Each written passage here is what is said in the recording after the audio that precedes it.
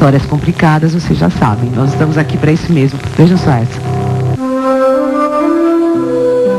Meu nome é Cecília e hoje eu vou contar a minha história. Eu estava para fazer 40 anos e já tinha desistido de encontrar um amor.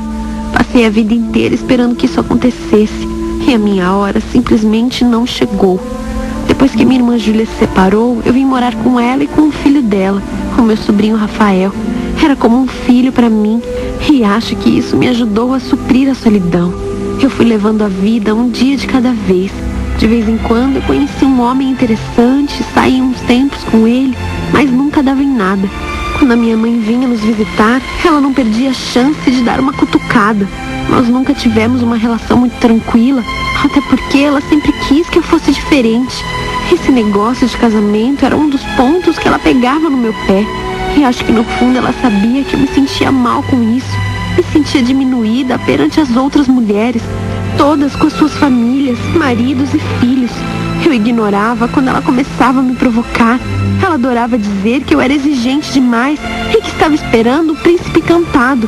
Até parece. A minha vida era trabalhar. Eu entrei naquela loja há anos atrás como vendedora e com muito esforço cheguei à gerência.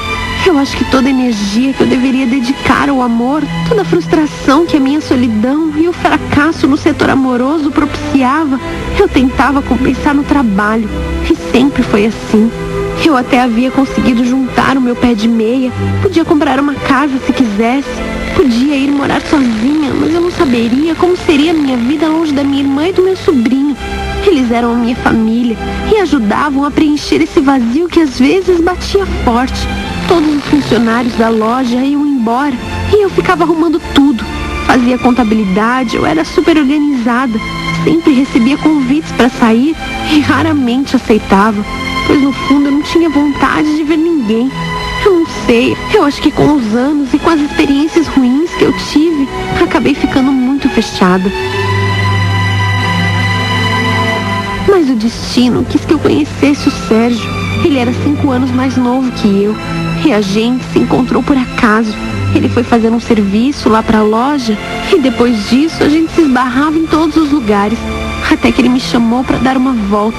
E num gesto super bonito, ele me deu uma flor. O Sérgio era jardineiro e parecia ser uma pessoa muito sensível. Mas eu tinha muitas dúvidas. Eu não sabia se estava pronta para mais uma vez me lançar numa aventura. Ao mesmo tempo, ele tinha alguma coisa que me atraía, mesmo não estando dentro de um padrão de beleza. Muito pelo contrário, ele não era bonito e ainda tinha uma deficiência. Mancava de uma perna, o que para mim não fazia diferença. Eu nunca tive preconceito com essas coisas, mas eu não podia deixar de pensar no impacto que seria namorar com uma pessoa assim aos olhos dos outros.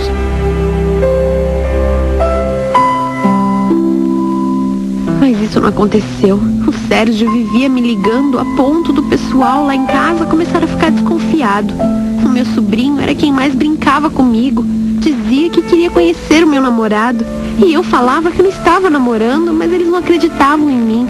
A minha irmã até chegou a me perguntar por que eu não abri o jogo logo. Mas não havia nada a esconder. Eu sei que eu comecei a pensar mais nele. A gente não estava se vendo, mas ele me ligava todos os dias. Sempre muito carinhoso, sempre com uma palavra de conforto, um elogio. E assim eu fui aos poucos me deixando envolver. Ele me passava uma segurança, mas ao mesmo tempo eu não conseguia me permitir. Eu não sei, era claro que nós éramos de mundos diferentes, classes diferentes. Ele era um homem muito simples, mas depois de tanta insistência, acabei aceitando o convite dele para sair.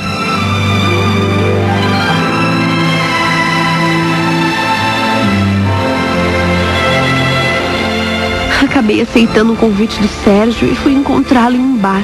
Ele podia não ser um homem culto como tantos que eu já havia conhecido, mas era de uma doçura que raramente se encontra. E isso acabou me cativando. Eu pensava o tempo todo nas nossas diferenças e comecei a perceber que por mais que eu dissesse que não tinha nenhum tipo de preconceito, aquilo estava em mim e eu teria que encarar isso. Naquele dia ele me pediu em namoro e eu aceitei. A gente se beijou e eu percebi que ele me deixava nas nuvens. Eu tinha 40 anos e não achei que fosse encontrar um amor. Não a essa altura da minha vida. Aquilo tudo era uma grande surpresa. Eu estava apaixonada por um homem que não tinha nada a ver comigo. E isso me assustava um pouco. Eu não sabia como as pessoas iam reagir.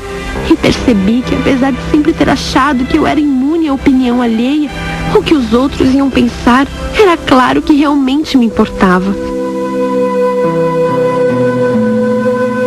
De repente, eu comecei a sair quase todas as noites. A minha irmã e o meu sobrinho viviam fazendo piadinhas. Queriam saber para onde eu ia. Durante um bom tempo, eu inventei mentiras para não ter que falar sobre o Sérgio. Eu sei lá, eu tinha um certo receio que eles pudessem pensar quando soubessem que eu estava saindo com um jardineiro. A pressão foi tanta que eu acabei dizendo a verdade. Eu não tinha mais sentido continuar escondendo que agora eu tinha um namorado. Eles acharam ótimo e queriam que eu o trouxesse em casa. Queriam que eu o apresentasse. E eu sabia que isso teria que acontecer. Era isso que eu temia. Eu lembro que eu dei um sorriso amarelo e falei que em breve, assim que ele tivesse tempo, a gente combinava alguma coisa. O meu namoro acabou virando o assunto preferido deles. Eu ficava meio tímida de comentar sobre isso. E eles notavam e não conseguiam entender por que eu agia dessa maneira.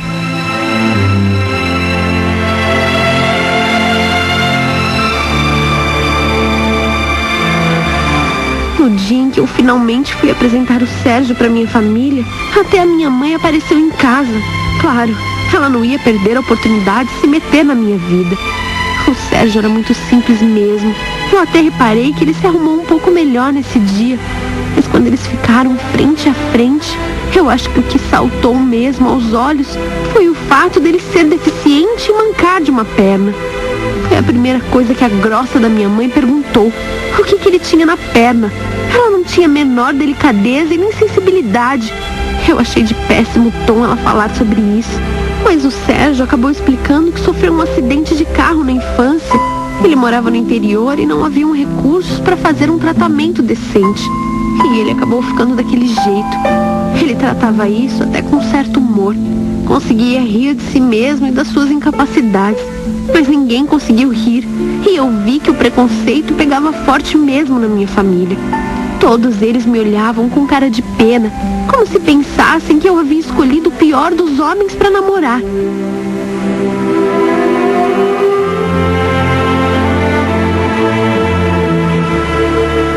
Depois que eu apresentei o Sérgio para minha família, eu comecei a ver o quanto o preconceito era algo que estava mesmo no dia a dia de uma pessoa como ele. A minha melhor amiga, Carolina, ficou horrorizada quando o viu. A gente saiu junto e ela parecia querer evitar a presença dele. O Sérgio fazia de tudo para puxar conversa, mas ela ignorava, mal olhava na cara dele.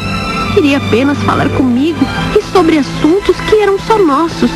Quando ele saiu para ir ao banheiro, ela não perdeu a chance de me enquadrar. Queria saber como eu tinha coragem de me relacionar com um deficiente. Dizia que ele era um homem que não tinha nada a oferecer, que ele era pobre, feio. Onde é que eu estava com a cabeça? Eu já tinha ouvido a mesma coisa da minha família, e é claro que isso me incomodava. Será que as pessoas não conseguiam ver nada além das aparências? Logo, o Sérgio voltou e eu não queria que ele percebesse. Aliás, por mais que eu tentasse poupá-lo do comentário das pessoas, de ser motivo de chacota, ele percebia tudo isso. E um dia, acabou me falando que eu deveria relaxar. Todo mundo se referia a ele como um manco, o aleijado. E com o passar dos anos, isso já não era mais tão difícil para ele. Eu estava apaixonada pelo Sérgio. Ele era uma pessoa maravilhosa, que sabia relevar até a maldade dos outros. Sempre tão generoso, tão presente na minha vida. Ele dizia que eu fui a primeira mulher a quem ele amou de verdade. E isso me cativava.